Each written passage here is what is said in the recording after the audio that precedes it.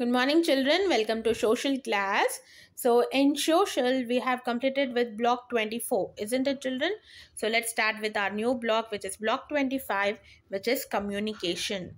So, communication means sharing your thoughts, sharing your ideas, sharing the messages with the other people. So, that is called communication. Okay, giving information and taking information is nothing but your communication. So many years ago people used to travel by foot or by horse through animals. They used to travel and deliver the messages. Okay, and after some days they started tying notes to the pigeons and flew them. Okay, and sometimes if it is in a village, in a area, in a kingdom, at that point of time they used to do with the drums. So they used to beat the drum so that everyone hears and come towards that drum and stand there, and the person who is beating the drum used to give that information. Okay, which is a information to all the people in that area, in that neighborhood. Okay, so in that way people used to give and take the messages. So later on people started writing letters.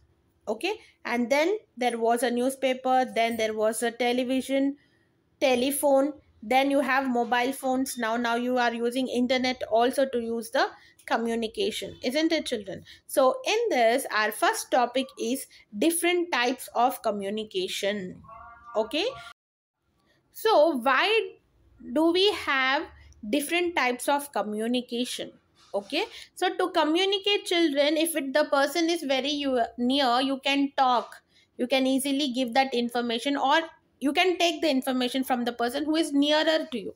But we have this communication because we need to communicate with the people who are far away from us. Okay, who are living in different place. Okay, so for them there are different ways people have communicated from long time. So earlier people used to communicate. Can you see here, children? They used to burn something so that the other people who are very far can understand that someone is there in that place because they are burning something. So because of that people used to know that some people is there and we can go towards him and talk to him or something like that. Okay, then later they started moving on their foot. They started moving on their foot, walking to the person. Even the person to whom you have to give the information is far also. They used to walk, go to him, give the information. Okay, later on they started doing with the pigeons. Okay, so with the pigeons they used to tie the note, written whatever information you want to give, and tie to the neck of the patient and send the message. Okay, then there was different ways to communicate. Okay, then you can see the Morse code, so which gives information. It's like a secret information that you want to share with somebody. Okay, then you have a radio. So a radio was used to give the information to the people in, like, it should reach for more number of people. That information should be reached to many people. That's why they use the method of radio, and which is very fast. Okay, newspaper also can communicate with large number of people at once, but it takes more time when compared to radio. Radio, if you on the radio, the information is gone to everyone, it is received by everyone. But for newspaper, it should be printed, then it should be distributed, then you will get the information. Okay, newspaper also one of the way to give the information. See, these informations, this passing communication is for more number of people, children. Okay, if it is your personal, like friends and family, you just can write a personal letter. You used to write a personal letter earlier days, children. Now we are only like telephone away, so just ring, call through your telephone, that is your landline. Okay, through this landline people used to communicate to their loved ones, isn't it, to their family and friends, to share the message. Okay, and later on now we have mobile phones. Okay, then after telephones you have fax, then the telephones, then you have internet, email through which you can send email.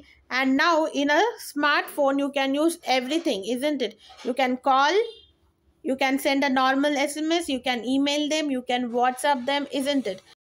So through this smartphone you can do everything now, isn't it? So these are the different ways people used to communicate from earlier times. Okay children, that is nothing but evolution of communication, you can say.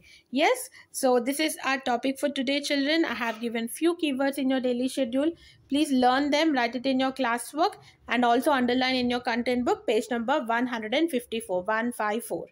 Okay, so and if you find any other word which is difficult, you can include in your keywords and learn them children. Coming to your question answers, how did people send messages in earlier times? So people used messengers, that means the person who can deliver the message, who used to walk or ride on a horse.